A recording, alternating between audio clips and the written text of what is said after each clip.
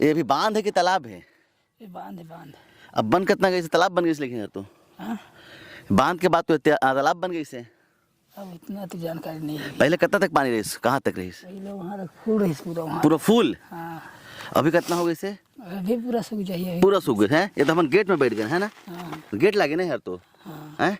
और पूरा ऊपर तक रही पूरा हाँ, पूरा ऊपर तक। बरसात में। हाँ, अच्छा, तो कैसे निकल गए इस पानी वानी? ये तो गेट खोल दी ना। कौन खोले? खोली है कोई भी? कोई भी। तो मछली पकड़े में तो सहूलियत है कि नहीं है? हाँ, मछली तो मिला थे। अब पकड़ा थे ना। हाँ। अच्छा, पानी ज्यादा रहते तो मछलियों नहीं पकड़ा है ना। हाँ, उसमें ज़्यादा नहीं पकड़ा। तो एसडीओ साहब के धन्यवाद नहीं करिएगा, इंजीनियर साहब के? कहीं नहीं तो कहीं देख के बोला, तो इंजीनियर साहब धन्यवाद, वो देख के बोला ना। इंजीनियर साहब धन्यवाद।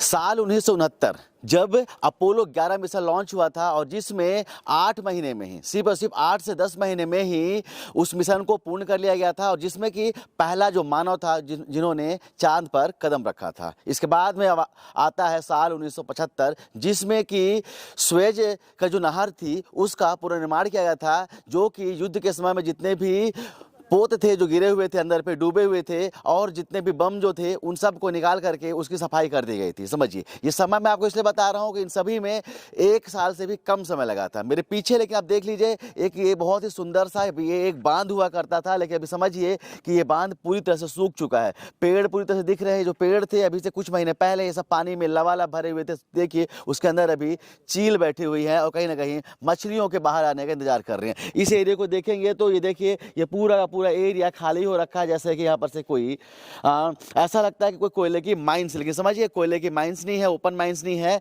ये एक बांध था जो बहुत ही खूबसूरत बांध था। ऊपर देखिए पहाड़ों की चोटियां हैं, उन सब से पानी बहता हुआ इस बांध में आता था, और हम जिस जगह पे खड़े हैं लगभग इस जगह तक में ये पूरा का पूरा बांध भर जाता था। हम आपको विजुअल्स दिखाएंगे जिसमें आप देखेंगे कि जहाँ तक पानी भरा हुआ है वहाँ तक का कलर पत्थरों का अलग है, उसके ऊपर के पत्थरों का कलर अलग है। समझिए, तो इतना जो पानी था वो सब बह करके व्यर्थ हो गया है। और आपको बता दूं, इस जगह का नाम रखा गया था एडवेंचर पार्क। यहां पर बनाने की योजना थी पूर्ववर्ती कांग्रेस की सरकार की, लेकिन समझिए एडवेंचर का मतलब होता है साहस, एडवेंचर का मतलब होता है रोमांच, लेकिन यहाँ पर एडवेंचर का मतलब खतरा है। समझिए, यहाँ पर एडवेंचर का मतलब है कि आप किसी खतरे में फंस सकते हैं। आप समझिए, जिस तरह से इस बांध को बनाया गया था, जब शासन की योजना थी कि हम इसमें एडवेंचर पार्क लॉन्च करेंगे, लेकिन समझिए जब पानी नहीं रहेगा तो एडवेंचर पार्क क्या बनेगा।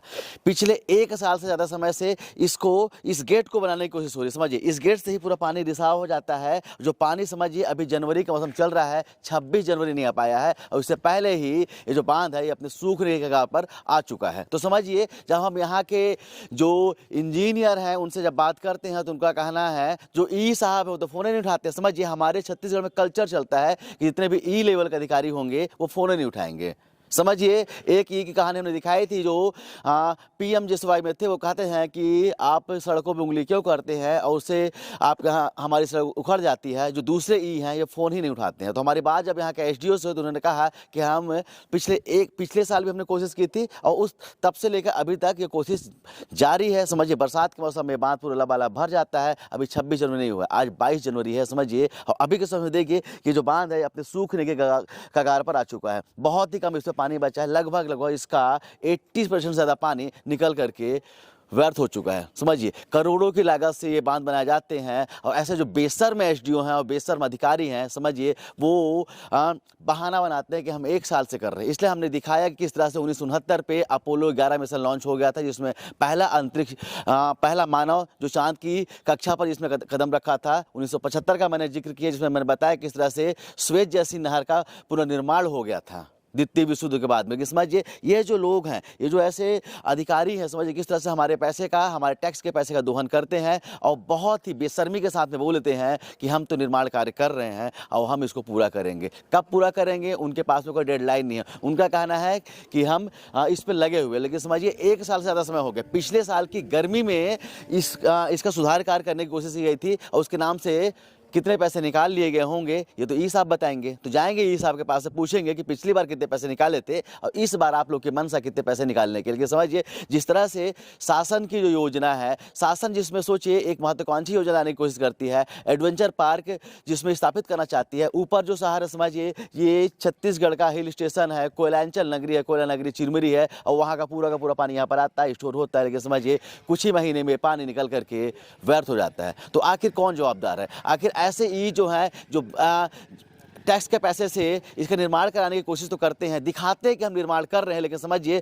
कि 1 साल से ज़्यादा समय से निर्माण हो रहा है और अभी तक आखिर ये पूरा क्यों नहीं हो पाया। आखिर जिस तरह से पानी व्यर्थ हो रहा है, अगर ऐसे जो इंजीनियर हैं उनके में इतनी भी कुवत नहीं है कि नहर से इस गेट से बहते हुए पानी को रोक सकें, तो आखिर वो इंजीनियर कैसी होगी इनकी? आखिर वो कैसे इंजीनियर होंगे? आखिर उनकी क्षमता कितनी है कि एक गेट से पानी जा रहा है, समझिए इसी गेट से पानी जा रहा है, उस गेट के पानी को बंद करने की कुव्वत यहाँ के इंजीनियर पे नहीं है। तो सबसे पहले ऐसे इंजीनियरों को इस्तीफा देना चाहिए या तो सरकार को ऐसे इंजीनियरों को धक्के मार के बाहर निकालना चाहिए कि किस तरह से वो निर्माण कार्य करते हैं। निर्माण कार्य करने के बाद में गेट बनाते हैं, गेट बनाने के बाद में उसका फिर से उस पर सुधार कार्य करते हैं और 1 साल से ज़्यादा समय में उनका सुधार कार्य पूरा नहीं हो पाता है।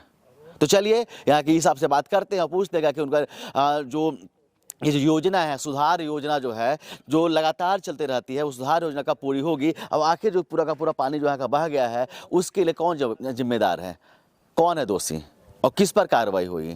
आखिर यहाँ का प्रशासन किस पर कार्रवाई करेगा? छोटे मोटे लोगों पर कार्रवाई कर देगा या जो अंदर यहाँ पर जो मछली बिन रहे हैं, मछली जो यहाँ पर से मछली निकाल रहे हैं उन पर कार्रवाई कर देगा या कि यहाँ के एसडीओ इंजीनियर पर कार्रवाई करेगा? चलिए उम्मीद करेंगे जब खबर जाएगी यहाँ के प्रशासन के बाद में तो कम से कम वो एक्शन लेंगे, ऐसे एसडीओ पे एक्शन लेंगे, ऐसे ई पे एक्शन लेंगे जो जिस तरह से हमारे टैक्स के पैसों को बर्बाद करते हैं। इस विशाल जलाशय को जिसमें कि समझिए गर्मी के मौसम में पानी स्टोर होना था, वो गर्मी आने के पहले ठंडी में पूरी तरह से खाली हो गया है। उस पर आखिर क्या जाँच होगी और ऐसे लोगों पर, ऐसे अधिकारियों पर क्या कार्रवाई होगी? कैमरामैन किशन के साथ अब तक के लिए मैं सुनील शर्मा, जय हिंद।